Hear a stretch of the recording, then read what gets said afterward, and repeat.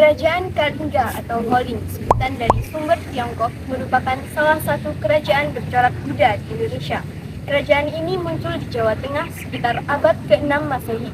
Letak pusat kerajaan ini belumlah jelas, kemungkinan berada di suatu tempat antara Kabupaten Pekalongan dan Kabupaten Jepara. Sumber sejarah kerajaan ini juga masih belum jelas dan kabur. Kebanyakan diperoleh dari sumber catatan Cina, tradisi kisah setempat, dan naskah cerita Parahyangan yang disusun berabad-abad kemudian. Pada abad ke-16 menyinggung secara singkat mengenai Ratu Sima dan kaitannya dengan kerajaan Galuh. Kalingga telah ada pada abad ke-6 Masehi dan keberadaannya diketahui dari sumber-sumber Tiongkok. Kerajaan ini pernah diperintah oleh Ratu Sima yang dikenal memiliki peraturan barang siapa yang mencuri akan dipotong tangannya. Ratu Sima adalah penguasa di kerajaan Kalingga. Ia digambarkan sebagai seorang pemimpin wanita yang tegas dan taat terhadap peraturan yang berlaku dalam kerajaan itu. Sebagai bukti ketegasan Ratu Sima menghukum putranya sendiri yang melanggar aturan, Ratu Sima memerintah sekitar tahun 674 sampai 732 Masehi.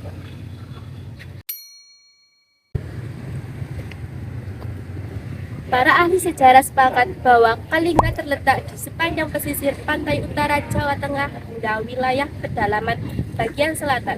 Untuk pusat pemerintahannya kemungkinan berada di sekitar Pekalongan, Jepara, atau Pegunungan Dieng. Daerah antara Pekalongan hingga Jepara terletak di pesisir Laut Jawa sehingga akan sangat memungkinkan lahirnya sebuah kerajaan. Ada lalu lintas perdagangan, banyak orang asing yang datang, dan intensitas interaksi yang lebih sering dengan pendatang daripada daerah yang terletak di pedalaman.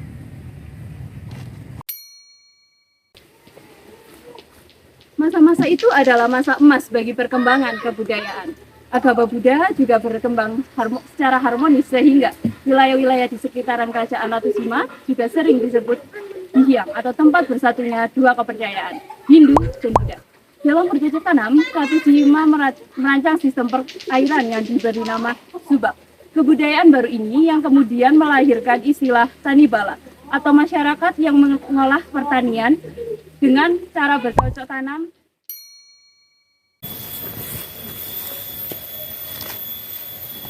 Pemerintahan Ratu Sima sangat keras namun adil dan bijaksana.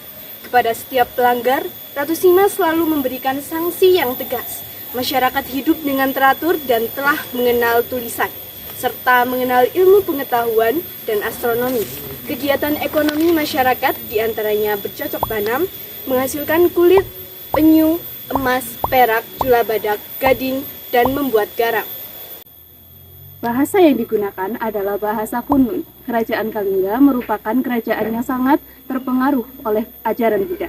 Oleh karena itu, Holin menjadi pusat pendidikan agama Buddha.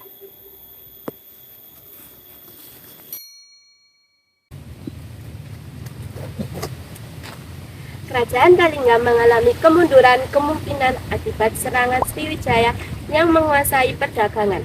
Serangan tersebut mengakibatkan pemerintahan Kijen menyingkir ke Jawa bagian timur atau mundur ke pedalaman Jawa bagian tengah antara tahun 742 sampai 755 Masehi bersama Melayu dan Tarumanegara yang sebelumnya telah ditaklukkan kerajaan Sriwijaya ketika kerajaan tersebut menjadi pesaing kuat jaringan perdagangan Sriwijaya Buddha.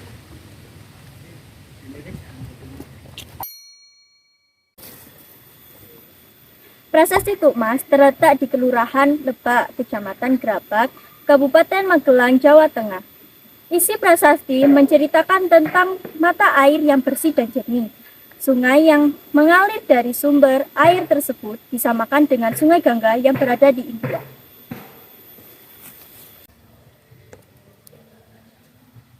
Ditemukan di Desa Sojomerto, Kecamatan Reban, Kabupaten Batang, Jawa Tengah. Isi prasasti memuat keluarga dari tokoh utamanya, Dapunta Shailendra. Profesor Dr. Randes Buhari berpendapat bahwa tokoh yang bernama Dapunta Shailendra adalah cikal bakal raja-raja keturunan Wangsa Shailendra yang berkuasa di kerajaan Mataram, Hindu.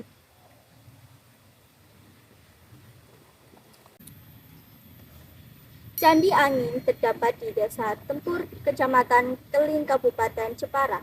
Karena letaknya yang tinggi tapi tidak roboh terkena angin, maka dinamakan Candi Angin.